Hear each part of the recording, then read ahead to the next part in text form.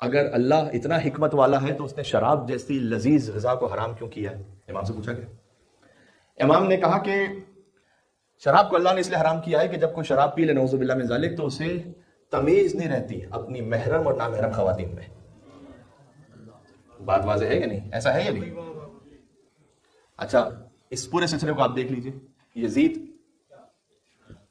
اپنی محرم عورتوں سے نعوذ باللہ من ذالک بدکاری کرنے والا، عبد الملک بن مروان شراب کے نشے میں کنیز سے تعلق جوڑ کر اپنی کنیز کو نماز کے لیے بھجوانے والا، بعد میں ولید اور ان جیسے لوگ اپنی مردہ کنیز سے زنا کرنے والے شراب کے نشے میں۔ امام نے کہا کہ تمیز نہیں رہتی، تو اس نے کہا کہ اگر شراب کا یہ معاملہ ہے تو پھر ذبیحے کو کیوں رکھا اللہ نے؟ گوشت تو کم از کم حلال کر دیتا چاہے کسی بھی طریقے سے مارا جائے۔ امام نے کہا کہ اس کی بھی ایک طبی وجہ ہے، ایک معنوی وجہ ہے۔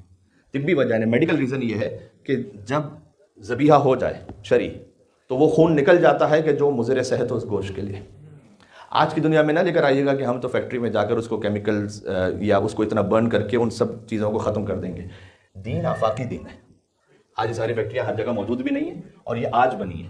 امام علیہ السلام نے کہا کہ اس کی میڈیکل ریزن یہ ہے کہ جب وہ خون نکل جائے تو وہ خون جو مضر صحت تھا وہ نکل گیا جانور کے جسم سے۔ اللہ نے اس طریقے سے انسان صحت کا خیال رکھا اپنے بندے کی۔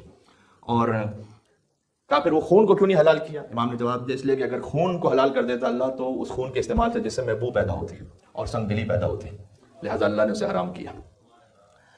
اور پھر امام نے فرمایا اس کی معنوی وجہ یہ ہے کہ جب تم ذبیحہ پر اللہ کا نام لیتے ہو تو وہ جو غذا کھا رہے ہوتے ہیں وہ اللہ سے منسوب ہو جاتی ہے۔ وجہ سمجھ میں آ رہی ہے؟